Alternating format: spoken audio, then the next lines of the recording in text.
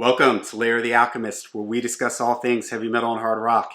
On today's episode, remembering the early days of the internet and music on the internet. So what got me thinking about this topic was I was watching Ruthless Metal and his channel. If you haven't seen his channel, I know a lot of people that subscribe and watch my channel watch his. He has an excellent channel, and he was doing a Q&A thing, and he was talking about his early days with thrash metal, discovering thrash, and how before he was on the internet, and how different it was before the internet with discovering music and just connecting with people, getting information about bands. It was a completely different world before the internet, and it got me thinking about the early days of the internet, what it was like when because as soon as I got on the internet, the first thing I did was start searching for music-related things, and it was kind of interesting and funny in some ways when I was thinking back to these more innocent days of the internet. So I didn't get on the internet till kind of late. I got married in '96, but from '92 to '95, or like '93 to the first half of '96. I lived in Washington, D.C., and I lived in a house, rented a room in a house with a bunch of other people. And I remember one of my roommates, he had a computer. I didn't even have a computer at that time. He had a computer, and I remember him talking to me about this thing called the internet and the web. And that was the first time I had ever heard that expression, and I just can distinctly remember him sitting there and me looking over his shoulder at him going, this seems stupid, what is this? It doesn't make any sense. And because at that time, this is before web browsers and all that stuff, so you couldn't really search for things. There was nothing out there. It was just I didn't get it. I didn't see any point in it, so I had absolutely no interest in it. Then my parents actually got a computer before I did, because I was still living in Washington, D.C., wasn't making a lot of money and stuff, and I just had no interest in having a computer. I didn't see the point in it, and I was old enough that I was able to get through college and high school without having to learn anything about computers. Really, just somebody 3 to 5 years younger than me, they had to take computer classes, but I was probably like that last group of people that could get through without a computer. In fact, I remember I used to have a typewriter that had a little screen on it that I could type into, and I could see everything before I hit a button, and then it would type out the thing, type it out onto the paper so you could correct mistakes. Because if anybody remembers the old days of typewriters, you made a mistake, you had to use whiteout, or it was just a complete, nightmare trying to deal with it that way. And that was about as high tech as, I thought that was super high tech. The fact that I could print something, see it on this little screen, and then hit print, type or whatever, and it would type it out for me. And that's what I used to work on, if I had a hand in a paper when I was in college. So anyway, so my parents got a computer before I did. And when I would come home and visit, I remember my dad showing me how to get on the internet, and this was the old days of the modem, the super loud and noisy thing. And he sat down and showed me how to search for things. And I don't remember how it worked, but it wasn't like now where you had Google and that stuff where searching is easy.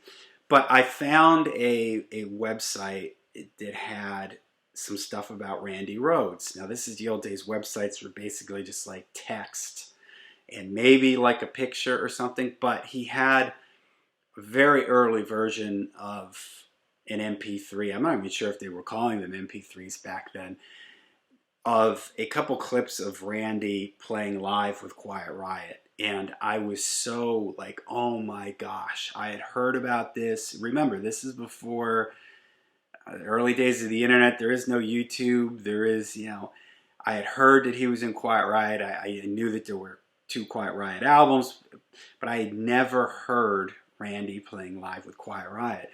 And I remember trying to download one of these MP3s, which was probably only like a 3 to 5 minute song.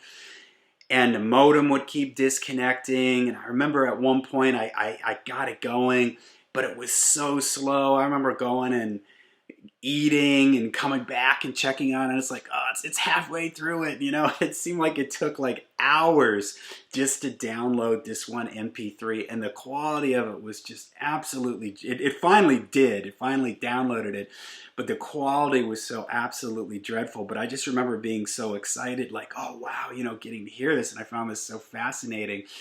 And I tried to download the other things. I just couldn't. The computer would keep disconnecting. And I remember one time I started it before I went to bed, and I thought maybe if I woke up the next day it would have been downloaded, but it disconnected in the middle of the night. So it was just totally crazy. Then my next memory of the internet then is, so when I got married, we bought a thing called Web TV. I don't know if anybody remembers this. It was a way that you could get on the internet, but it went through your television. Like your TV was sort of your screen, and you plugged it in to your phone line, if I remember correctly, and it allowed you to get on the internet. And by this time now, we're talking 96, 97. Yeah, 97. So 97 was the first time that I actually had my own, way to get on the internet. And so with this Web TV, I was able to search around, and I discovered right around this time, I should have looked it up to see when his website started, but I remember discovering early on Joe Sigler's Black Sabbath website, which is still out there. It's a black-sabbath.com. And there was a forum there, and this was the first time I had ever seen a music forum. And it's funny because, and I've told this story about how when I was in high school, a lot of kids at my school listened to classic rock. There really weren't a lot of kids that listened to metal. Some kids liked Twisted Sister and the MTV stuff.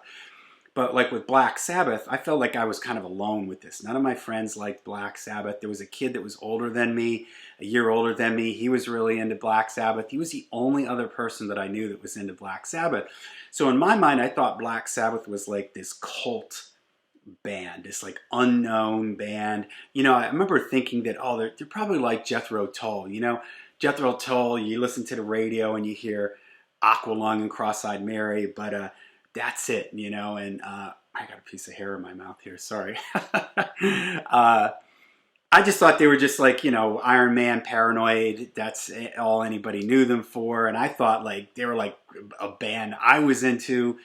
They were like my secret band or something. I had never met anybody that knew anything. People knew Iron Man and maybe the Paranoid album, but I never met anybody that knew Never Say Die and Technical Ecstasy and stuff like that. So when I discovered Joe Sigler's Black Sabbath site in the forum, I was just floored that there were all these people on there. And this is before social media, okay? So these forums would just be packed. I mean, hundreds of posts a day, new topics, and they were just completely geeking out on Black Sabbath. I remember, the big topics of discussion back then were like, who's singing on Planet Caravan because of that effect on Ozzy's voice. Nobody knew who it was because it was never mentioned in the album notes. A lot of people thought it was Bill Ward. The same thing with Solitude off of Master of Reality. Nobody knew who was singing that. And there were these things that, who's playing the flute in Solitude, and like all these other little things that people would discuss and just geeking out on the albums and everything. And I was so excited, like, oh my gosh, there's like hundreds, thousands of people that are into Black Sabbath as much as I am. So that's another like early pivotal memory for me of the internet. One was downloading that Randy Rhoads live Quiet Riot track, and the second was discovering, black-sabbath.com, Joe Sigler's site. And as a funny aside, right around that same time, my daughter was born, and we bought a cell phone. And my mom was traveling. She would come up a couple days a week. She lived about an hour away to sit with my daughter while I had to go to work. And so we bought a cell phone for my mom and for me. I don't even think we bought one for my wife. I think we just had one for my mom and for me because my mom was traveling a distance, and we thought if your car were to break down or if you had our daughter, and we thought if we had our daughter in the car, you know, she's just a baby at that time, that, you know, what would we do if the car broke down? So with these new things, cell phones. And I used to keep the cell phone in my glove box in my car because I had no idea, what else am I going to use it for? You know, my wife didn't even have a cell phone. It seemed totally pointless. It was just something, I kept it in there. I had a little charger. All right, if something happens, I can, you know, use it in case of an emergency. So that's just a funny little aside, that my first cell phone, I didn't even carry it on me. I just kept it in my glove box because I saw no reason to do anything else. I didn't know anybody else that had a cell phone, so it seemed totally pointless to do anything else with it. All right, then my other big memory with the internet was probably like, now we're into sort of the late 90s, like probably like 98, 99, when I discovered doom metal in like 96, 95, 96, and I really got into it through the late 90s, early 2000s, and I discovered the site doom-metal.com. And at that time, again, this is before social media, the forum there was super active. Like, there would be hundreds of people posting every day, various topics on doom metal, and I was discovering all these bands. The website was great. They had a music player where it would randomly play, you know, bands that they had loaded into it. And the forum was just fantastic because there were people from all over the world. And I remember it really felt like a community. Like you knew people on there. And there was a section for doom metal, and there was also a section just for general conversation. And people would post pictures. I remember there was a topic of like, show us where you live or something like that. And people would post pictures of where they were from. So you had people from Norway and somebody from Belgium, somebody from Brazil. And it was just so fascinating to see these people would take pictures of their towns and stuff like that. And it was just so fascinating. And it was such a community, you know. Again, it was kind of like, and there were some of these people from that forum that I still talk to today. Like, I reconnected with them on Facebook. And you know, when social media hit, the forums sort of went away. And that was something that I do miss about the early days of the internet, was forums, when they were really active.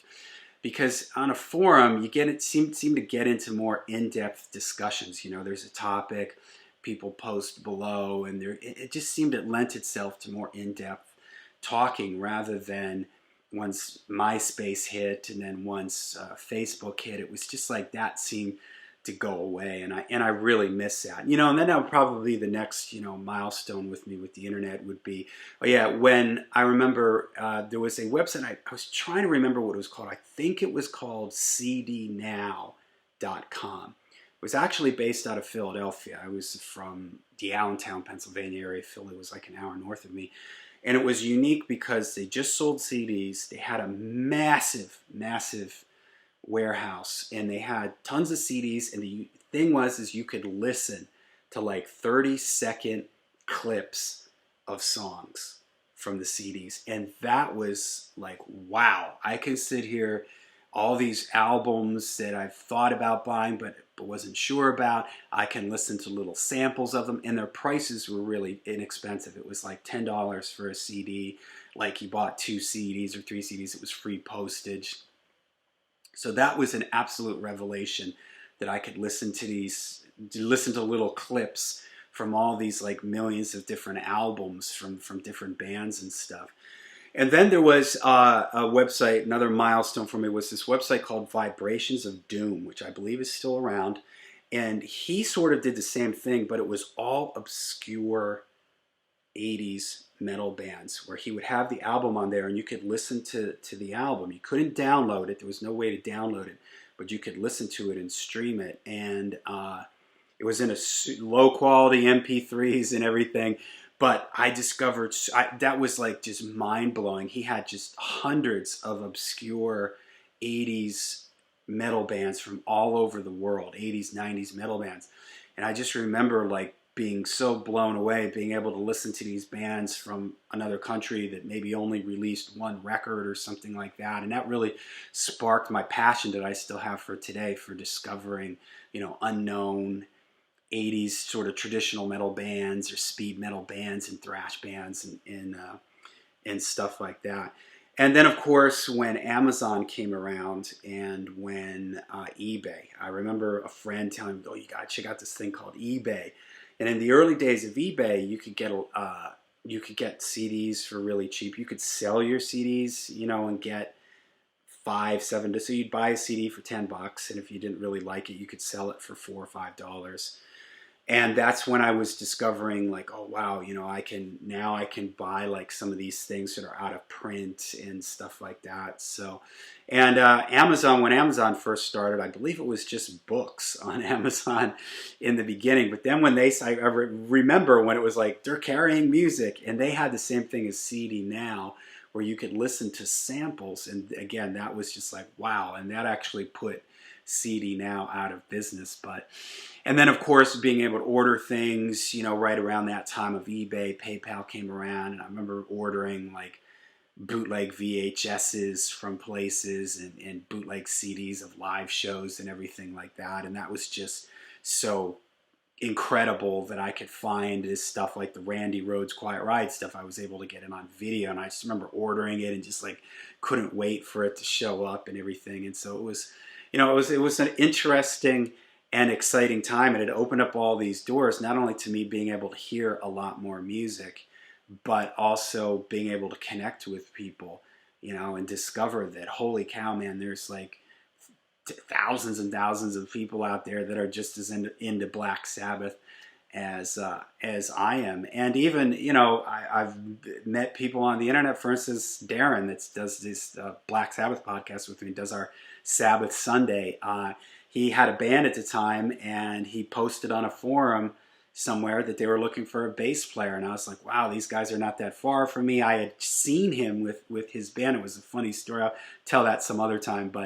And that's how I connected with Darren, and we've been friends ever since then. So it's sort of fun to look back and think about those early days, those innocent early days of the internet, and how it just sort of blew the doors wide open for discovering music and meeting other people that were passionate about music.